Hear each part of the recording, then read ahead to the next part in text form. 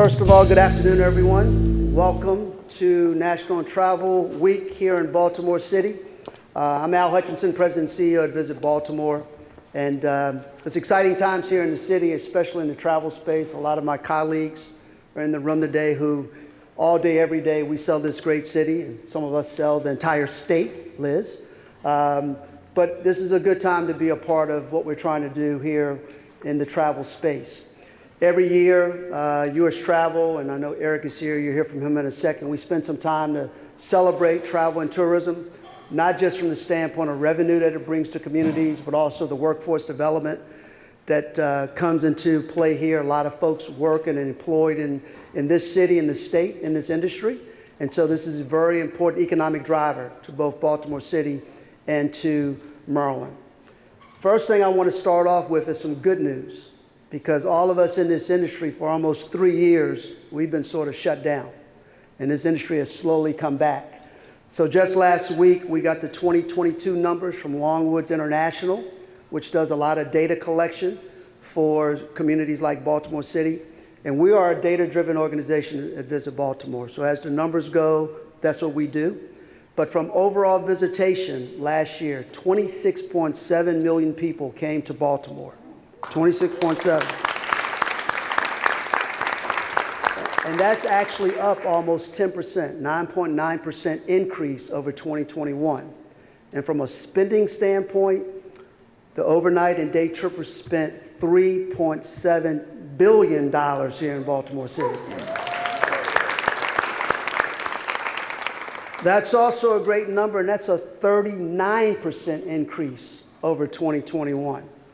So that's good news, because we are coming back. We're not where we were in 2019, but we are trending in a really good direction.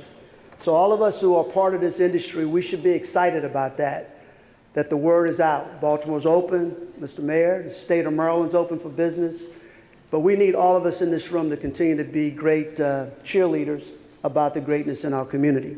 So with that said, you're gonna hear from three really powerful speakers and cheerleaders. I would say four, because with the head cheerleader for Baltimore, we're going to kick it off first with our great mayor, Brandon Scott, who definitely is our lead cheerleader, very supportive of Visit Baltimore, but also very supportive of our industry. So at this time, Mr. Mayor, I know you have a proclamation you want to share with us. Mr. Mayor, Brandon Scott. Thank you. I always try to tell Al that we're co-lead cheerleaders for Baltimore. Good afternoon, everybody, and welcome to, as you just heard from Al, one of the hottest tourist destinations in the world and the greatest city in America, Charm City. We are so excited to have you all here this week for the 40th anniversary of National Travel and Tourism Week. And I want to thank you, Mr. Secretary, all of our state partners. It is such a great time to be a Baltimorean, because as you heard from Al and you heard the numbers, and as I always say, in the immortal words of Sean Carter, also known as Jay-Z, men lie, women lie, numbers don't. When you hear those numbers, you can really start to understand and know and truly believe that Baltimore is back, and we're back open for business. I want to thank our partners at the U.S. Travel Association, of course, the home team at Visit Baltimore, and all of our colleagues here today. We know how impactful the tourism industry is on our economy and the overall health and well-being of Baltimore. And in Baltimore, our downtown corridor, of course, is where the majority of those visitors gravitate. And conversely, this is an area that suffered deeply during the pandemic. But thanks to all of our partners in partnership, we have seen $6.5 billion of investment within 1 mile of where we are right now. And we've only spent $1.5 billion. So you can already see the changes that are coming with the new projects that we have, like a brand new Lexington Market, with the every weekend packed CFG Bank Arena, with the stadiums going through renovation in a few years, and of course, right here at Harbor Place, as it gets redeveloped from a hometown boy, we are seeing a new renaissance for a bigger and better and brighter Baltimore for everyone. So thank you all for being here. Make sure that we enjoy. Al, I know we were talking about a lot about downtown, but since they're here in Baltimore, if you're from out of town, we got to make sure you get the greatest crab cake in the world, which you can only get at Coco's in Northeast Baltimore. And when you go there, tell them the mayor told me that this is the best crab cake.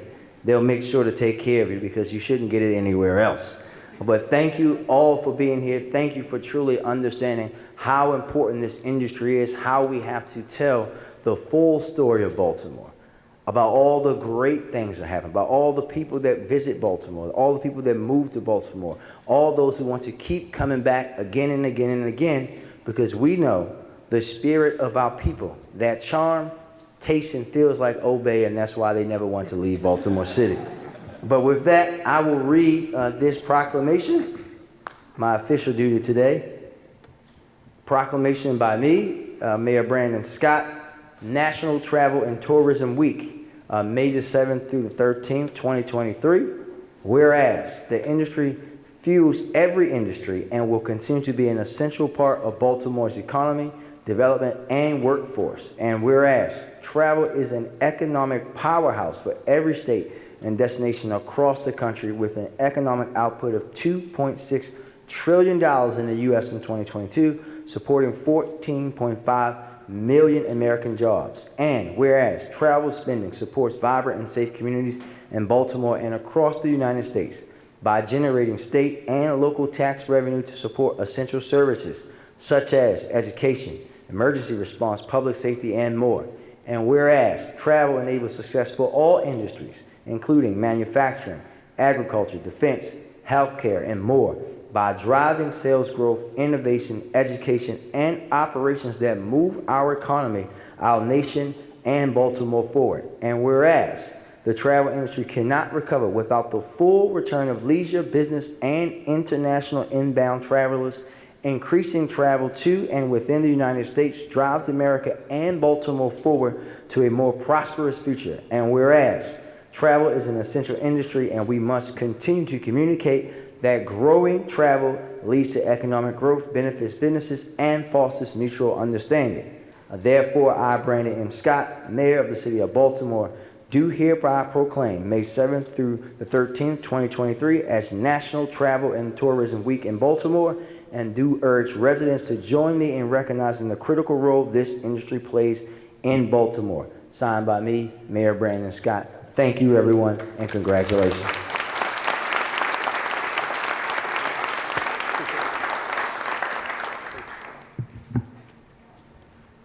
Thank you, Mr. Mayor. Really appreciate your partnership. And the theme for this year for National Travel and Tourism Week is Travel Forward. And I think that's appropriate based on the fact 3 years again we were shut down. So it's time for us to move forward. We can only do the work we do by the help of our state. The state tourism is extremely important to our work in Baltimore. We have to partner with the state of Maryland because the state of Maryland has great resources and assets that we want to tell that full story as we tell the Baltimore story. And so we're fortunate to have two great secretaries with us today of the state. The first one that I want to recognize and introduce, Secretary Kevin Anderson, who's now the new Secretary of Commerce. So first of all, let's applaud that. And in the brief time that I've had an opportunity to meet Secretary Anderson, I know he is the real deal. He's going to be a great partner of the work we do.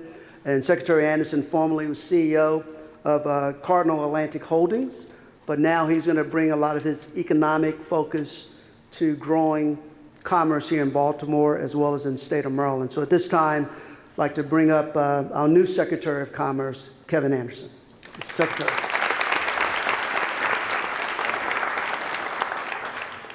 Great. Good afternoon, everyone. Let me first begin by giving a well of thanks to Al and Visit Baltimore and the team and his board chair, Chuck Tilden, for his great leadership and perseverance in guiding the city. It's just been absolutely fantastic getting to know all of the wonderful talent and the great things that are going on in Baltimore and in the state of Maryland.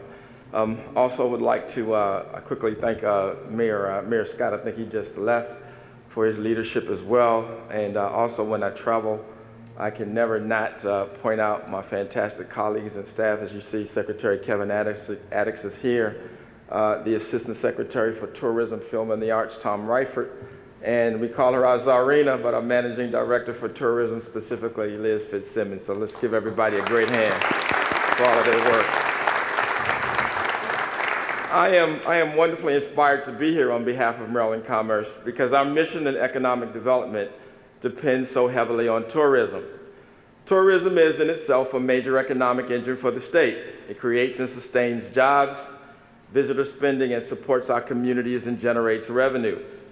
But there's an amplifier effect because our tourism industry showcases Maryland as a fun, relaxing, inspiring, fulfilling, and an even magical place to be. And as we at the Department of Commerce work to attract new businesses and new investment to the state, we depend on your work and the impact it has on our visitors. No business is going to expand or locate in the new facility in any place that doesn't offer an amazing quality of life and a wide variety of things to see and do. All of our assets are important, but tourism helps us market the state in a way that makes a real emotional connection. We don't just want companies to look at their balance sheets and say, Maryland is just a good place to do business. We want people to leave with full hearts, thinking Maryland could be home. And that means showing the big attractions like the aquarium, the stadiums, the museums, the theaters, and as well as our charming neighborhoods, rich history, and great places to eat. And from the fanciest, most upscale restaurant to the hole in the world, to the hole in the wall with the best fries, from Francis Scott Key to Thurgood Marshall, from Babe Ruth to Billie Holiday, Baltimore has a lot to offer visitors and a lot of stories to tell.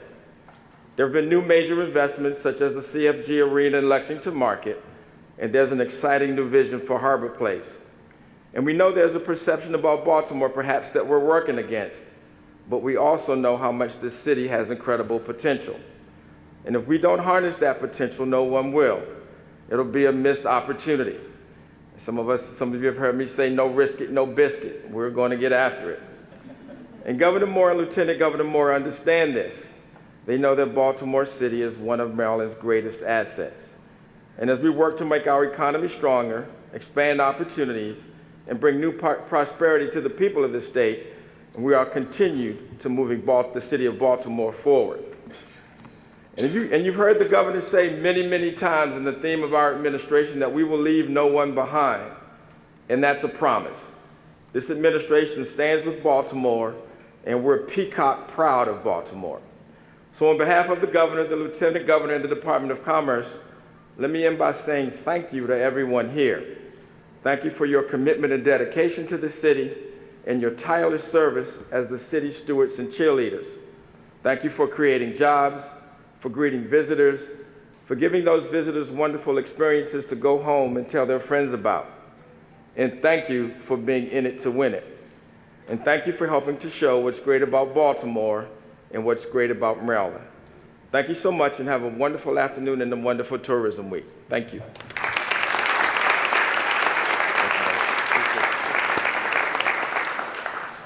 Thank you, Secretary Anderson. And we are proud as peacocks, right?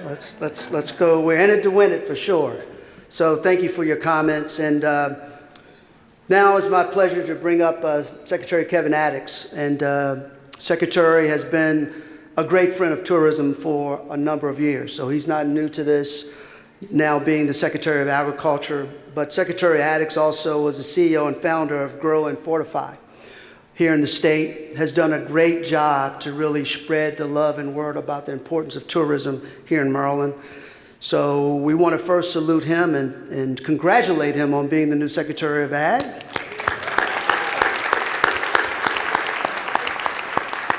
And now at this time, I want to bring up Secretary Addix for a few words for the group. So Secretary. Thank you, sir. Well, thank you very much, Al, and for the work that you do and your team, and obviously for the mayor and his leadership. Also want to call out Office of Tourism for the incredible work that's been done.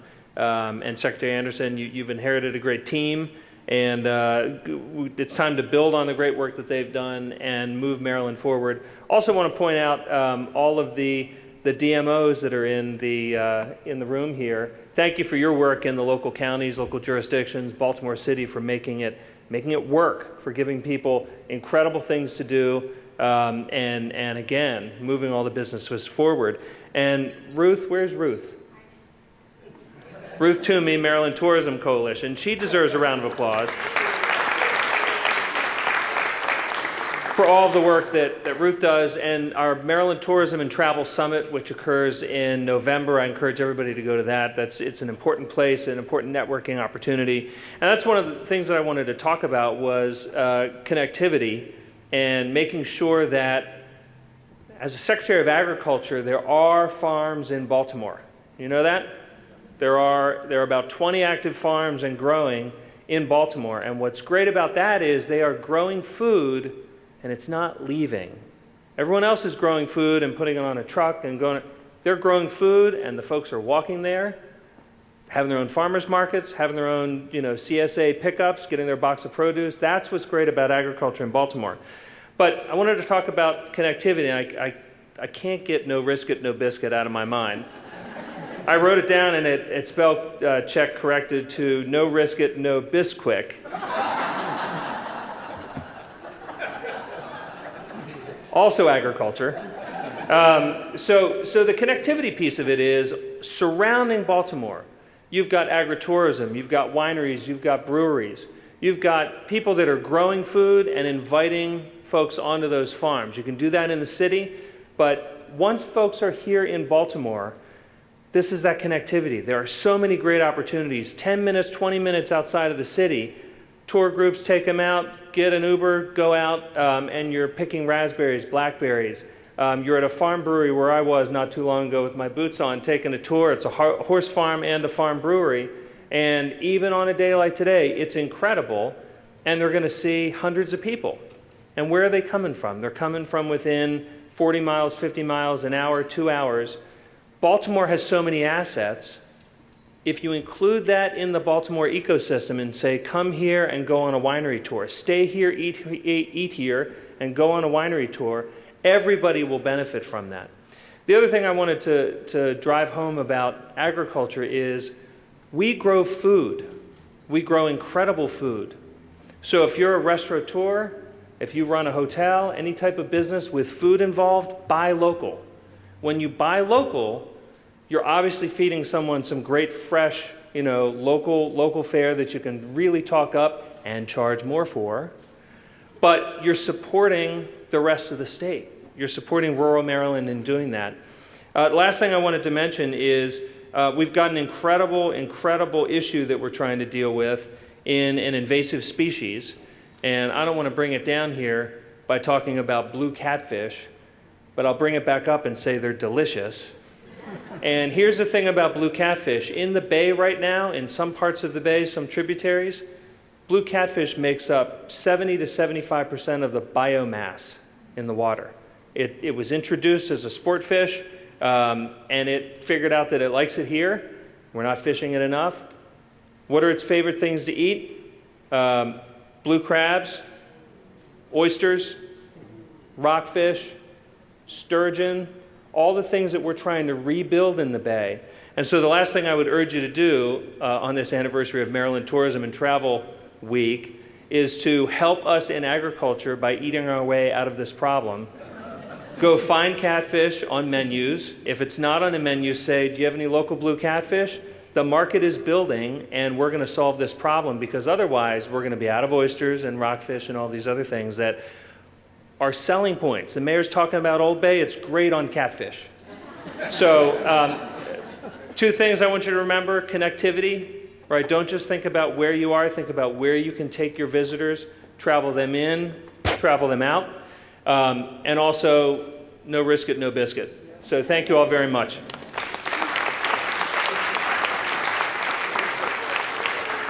So thank you, Mr. Secretary, and I will tell you the farm brewery, the Visit Baltimore's team, we're going to do a team builder at one of those breweries, and we're going to order some blue catfish as part of that. So that, yes, sir, yes, sir. So travel is about local, what we do. You heard from our great friends from the state how important tourism is to the state, but it's also extremely important to the federal government. And a few years ago, the federal government created an organization to really drive travel to the country, and that's Brand USA. But US Travel is really our lobbyist organization that really talks to folks on Capitol Hill about the importance of travel. Ricky Smith serves on their board. Margot Amelia at the Aquarium serves on their board. And I also serve on their board. This is a very important initiative for the country to partner with DMOs and also partnering with the state. So today we're honored to have with us a representative from U.S. Travel, and that's Eric Hansen, who really does great work for what they represent in the government relations perspective, really telling the stories about the importance of travel and tourism. So Eric, please come up and offer some words to this great group about the work of U.S. Travel. Eric Hansen. Well, thank you to Al, to Mayor Scott, Secretary Anderson, and Secretary Addix, not only for your eloquent words, but for all that you do to support Baltimore and Maryland by supporting travel and tourism. It means a lot. They're some of our best partners from around the country. You know, this week marks the 40th anniversary of National Travel and Tourism Week, which means that since 1983, we've been using this week to recognize and celebrate the important contributions that travel provides to our economy, our country, and our way of life. It's easy to focus on the economic impacts of travel and tourism, especially when you look at the data. At the national level, travel generates $2.6 trillion in economic output. It supports 15 million, or 1 out of every 10 American jobs. And prior to the pandemic, travel was a top 10 employer in all 50 states and the District of Columbia. So it would be so easy to stop there when talking about the benefits of travel. But the truth is that travel is so much more. In fact, it benefits nearly every aspect of our lives. Travel builds careers, and it provides pathways to the middle class. Studies have shown that people who start their career in the travel industry go on to earn more than those who start their career in construction, healthcare, or even manufacturing. Travel is essential to supporting Main Street. And in fact, 83% of travel businesses are small businesses with fewer than 50 employees. Travel is also essential to building strong and vibrant communities by generating $84 billion per year in state and local tax revenue, which goes back into the community to support essential public services and investing in vibrant and modern communities. Travel is also one of our most effective forms of diplomacy, and it's a critical way to strengthen America's image abroad. And in fact, 65% of international visitors who come to the United States leave and return home with a better opinion of the American people, our economy, and our country. Travel also is an essential tool for education in breaking down cultural and political barriers. And in fact, 86% of Americans say that travel is an important tool to educate their children on history, nature, other people, and other cultures. Travel is also essential to building strong families. 78% of Americans say that travel is important to them for building closer ties with their family, friends, and loved ones. And finally, travel is essential to our quality of life. 75% of Americans say that travel is important for their health, leading productive lives, and leading happy lives. And in fact, I'm not sure I want to meet the 25% of Americans who disagree with that statement. We all saw what happened during the pandemic when travel stopped. Our economy collapsed, lives were upended, livelihoods were upended. Americans became more disconnected from each other and the world. But thankfully, this is a week where we can celebrate travel's resurgence, and we can recognize all the essential contributions that it makes to our economy, our families, our nation, and moving everyone forward. So thank you all for everything you do to move travel and this country forward.